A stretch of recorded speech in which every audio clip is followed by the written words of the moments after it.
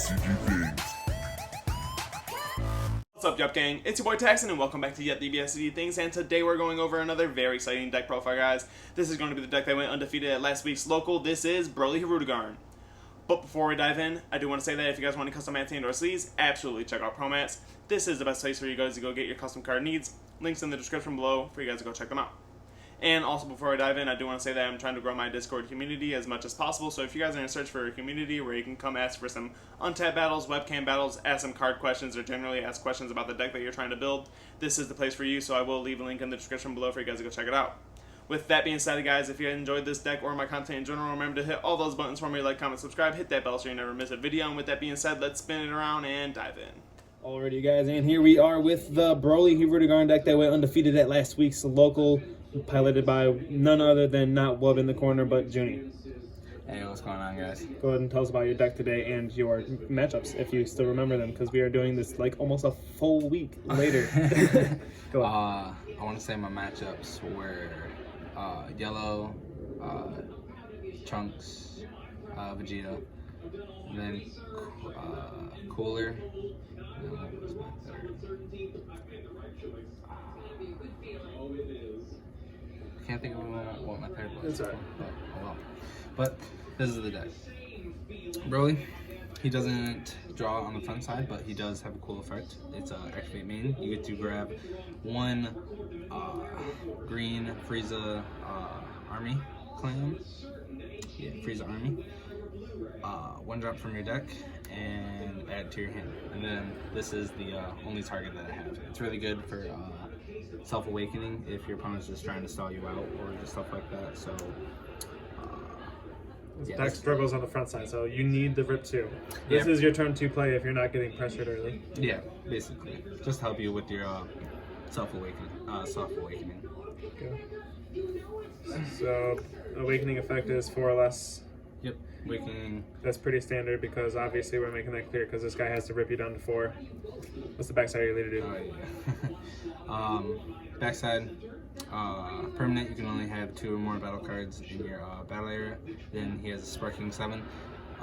You can, when he swings, you can draw up to you have 6 cards in your hand. And then he has an activate main once per turn. Choose one of your battle cards, one of your opponent's battle cards, and KO it. But that's okay because it's really going to help you with this chain that we got going on. This is the defense package. 3 dormants, 3 homicidals. Pretty self-explanatory. Dormant is dormant. The only reason why I run 3 for homicidal is because from your leader's front side, you can only have 2 or more battle cards in your battle area, so you playing a blocker counts as a battle card. So sometimes you really gotta time it right with your because of your leader. So would you consider putting that at 2? I feel like 3 is a high number if you're already struggling with that. No, 3 is really good, just in case you really want to see it, just in those really sticky predicaments. And if anything, you can charge 1 and be fine, knowing that you have 2 still in deck. Pretty solid, like we said earlier. This is being your turn 2 play. This is live on your defensive turn 2, so you can set yourself up for self-awakening that way. Yeah. You know, take 1 damage from their first turn, play this on your second, you can go down to 6, you know, and then you'll be alive for that, or 5, and you'll be alive for that. And then we're green, so we got a little bit of hand control. We got 2 cells, and for super combo of choice, I go with 4 Android 18. Just really helps with just picking at your opponent's hand just in the early games and stuff like that, so you don't really have to rely on you being at 4 or less or anything like that. And then cells just cell is I just like picking at my opponent's hand because you can just go with your super combos in the beginning of the game and then late game.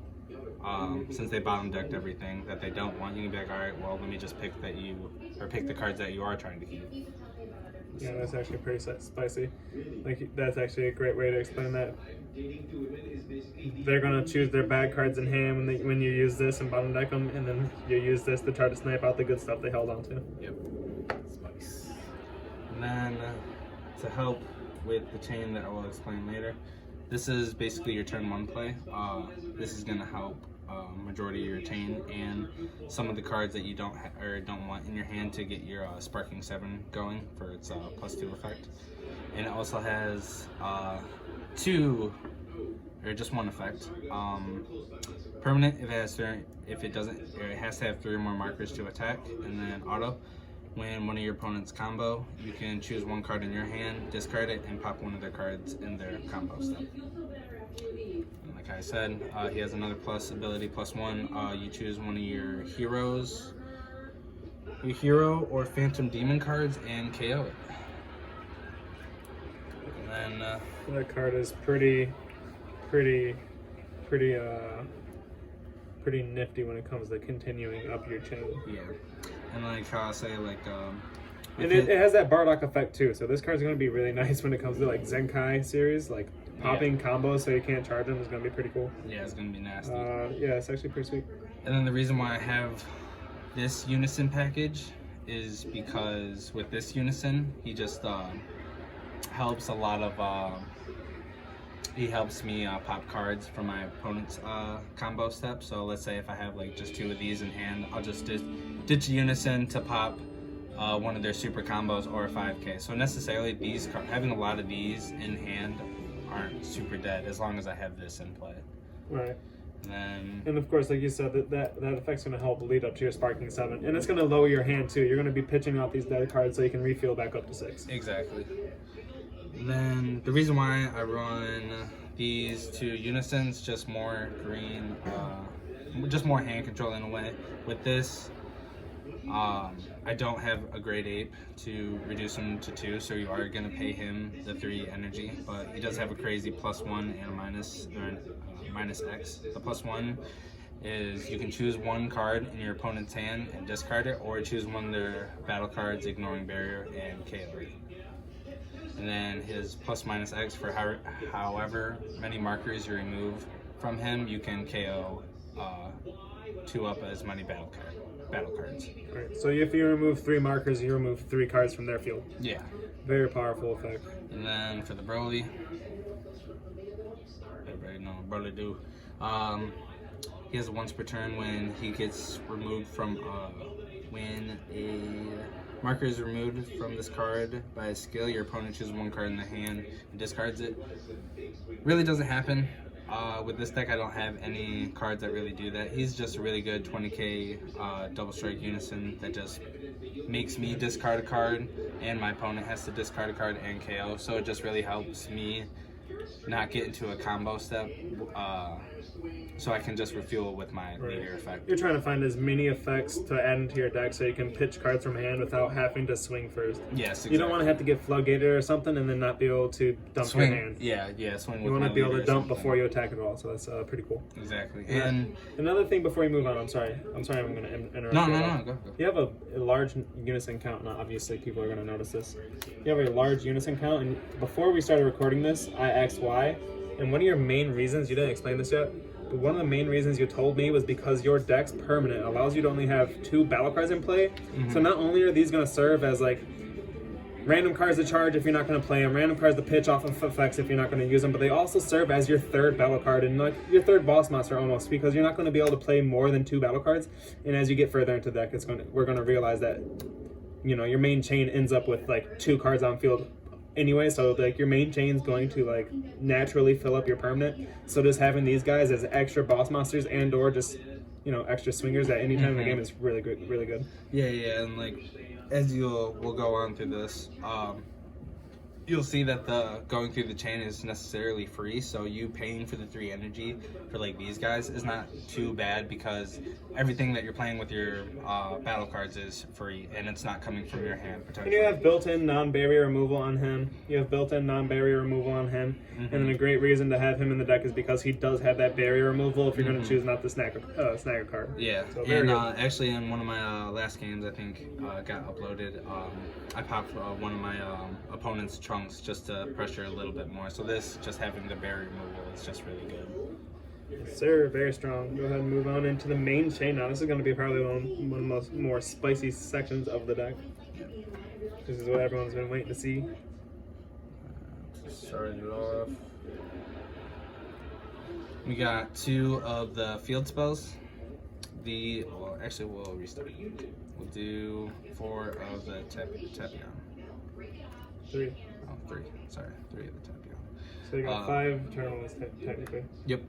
That's what I would just show. I would just show them all because the Tapion essentially is activating the music box. Yeah. He serves as this on turn 1 as well. Yeah. So basically, if you're not finding this on your turn 1, you always have this as an internal option. You're just gonna tap 1 green or 1 blue, but it's always gonna be green. Discard this, going through your deck, activate a sealed music box, and then this is going to do top 7 for a hero, a Tapion, or a unison with specified cost of 1. And then... So that's really nice. You got a turn 1 searcher as well. So your turn 1 is not only going to play your music box, but it's also going to go add your unison to hand, so you get that live as well. Yep. So and like I said earlier, that unison is really going to help the chain. Oh yeah, especially if you're not awoken.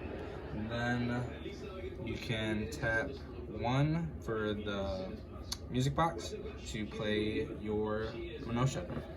When this card is played, he doesn't have any on-play effects, but when he gets KO'd or removed from a skill, you can play a 3-drop Hirudegarn, or you can draw 1 card. So this guy, he's usually going to be, this is going to start your chain off, basically on turn 2. It's really nice. It's really good to point out too that you're going to pay 1 for this, you're going to activate this, the very next turn you're going to pay 1 for that. The auto on this is technically going to search you this out. So you're getting all this free value to start your chain from turn 1. Yeah. Really. So that's really good. And then like we said, if you already have a Minosha to pitch off of to play off a sealed music box, playing this out or finding that off your search on that is really strong. Yeah. Yep. And then once he is KO'd or removed, you go on to the chain and play the 3-drop. So basically all these guys are going to have the same effect if they're removed from a skill or KO'd. It's just going to go further up the chain. Yeah, you might as well show all of them out, man. So basically... So it kind of works like this. We got 2-drop guy. If he gets removed or KO'd by... if he just gets removed from the battle area without his skills negated, he plays this guy out. Same thing with him. If he gets removed, he goes ahead and plays this guy out from the deck. Very, very powerful. If he gets removed as well, he's going to go ahead and play out the 6-drop. But this guy also has a really, really nifty auto as well. So go ahead and tell me about it. Yep, so the 4-drop, when he gets played, or he has no on-play autos, but he has an effect when your opponent combos, you get to pop 1 of your opponent's cards in the combo step. So it really just goes good with hand control, and it really just goes good with this unison if you still have this out early or late game too. Because essentially you'll have 2 cards to pop in their combo step, and if you have it swing with your leader, it's essentially free because you'll just fill back up to 6. So that, and then he has an effect. And then once he's removed, you go ahead and play the 6-drop. And then this guy, he is honestly my favorite. He really is.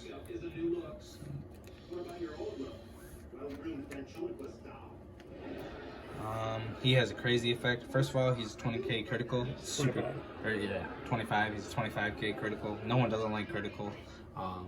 And going with the hand control, like I said, if you just keep poking at their hand, they're gonna be like, "Ah, Jesus, now I gotta burst a 25k crit." So his auto, when he is removed from the battle or KO'd, you get to play a 9-drop or go back down to the chain, go and play your 4-drop. Or if you don't decide to play none of those, you get to choose 2 cards in your opponent's hand and snatch them. And then he has another effect, KO this card and then choose 2 of your opponent's battle cards and KO him. So that's actually something we forgot to bring up on the other ones. Oh yeah, him and him. These 2 guys, when they are removed, they have an effect that say if they don't play the next card up, your opponent has to discard. So that's is it just this one? I think it's just this one, the 4-drop. Yeah, it's this one. It's just this one. So if your opponent tries to God Sealer this or something, they're just gonna have to discard cards from hand anyways. So that's a pretty powerful effect we forgot to mention. Yeah. And then, like I said, he goes and plays the 9-drop. What did you do? I gave him a new look. From deck or hand, I believe. Yep, deck or hand. And then this guy has a crazy effect. He has blocker and unique and revive. Once he activates blocker skill, you get to choose one card in your opponent's hand and discard it.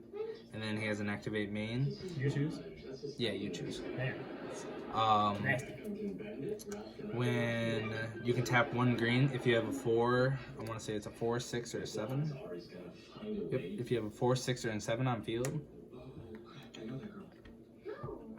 We do not play a 7-drop, we only play a 4 and a 6. If you have both these guys on field, you can just tap 1 green.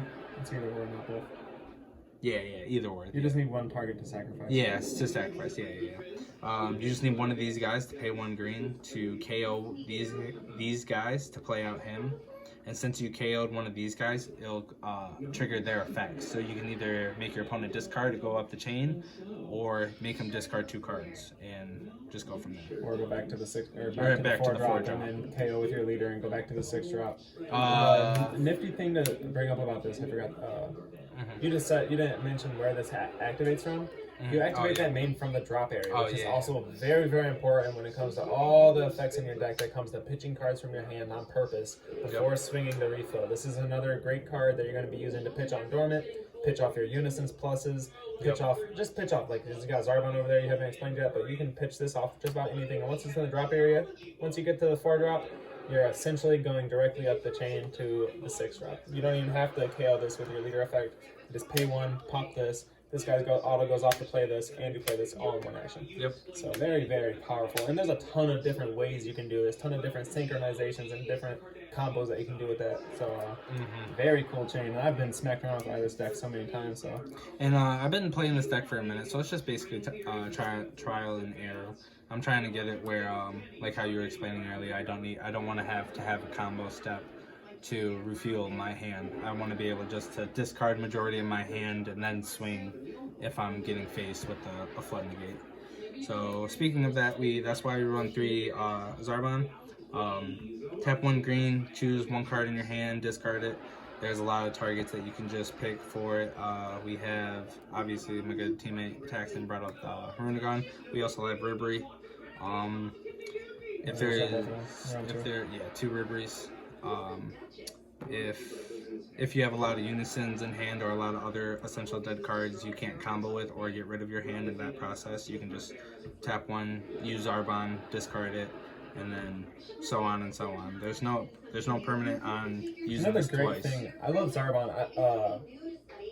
I want to point this out because I've never seen you do it, and I've just not really thought about this while recording this, so excuse me for cutting you off really quick. Yeah. Your pay 1 is not once per turn, and your leader's permanent can prevent him from coming into play. So due to DBS rule mechanics, you can continuously pay 1 for this and not have him come into play because of your leader effect, and he'll stay in the drop area. Yep. And you can just keep paying. I mean, it may be stupid to pay 1 just to discard 1. Yeah, but you're paying 1, you can just keep discarding your hand over and over again if you have 2 battle cards in play. Yeah, exactly. So if I have like a lot of Unisons in hand or a lot of plus 10Ks in hand, so that's actually nifty. I never thought about that because your permanent would prevent him from coming into play. So yeah, he'd stay in the drop area just to keep activating it. Yeah, that would be. I never even thought about that actually. Yeah, because we fulfill as much as we can from effects. So if it's just pay 1, that's it. And pay 1 and discard, and that's it. And then 2 Riberys. Riberys is explanatory. Another card just to put into the drop area. Yeah, literally everybody hates this card. 2 Riberys. Right there. Like you pointed out, your entire chain is free. You're popping it with your leader effect. You're popping with your unison effect. Having something like this to use your energy on is just always good. And then for my overall choice, this is for Vegeta.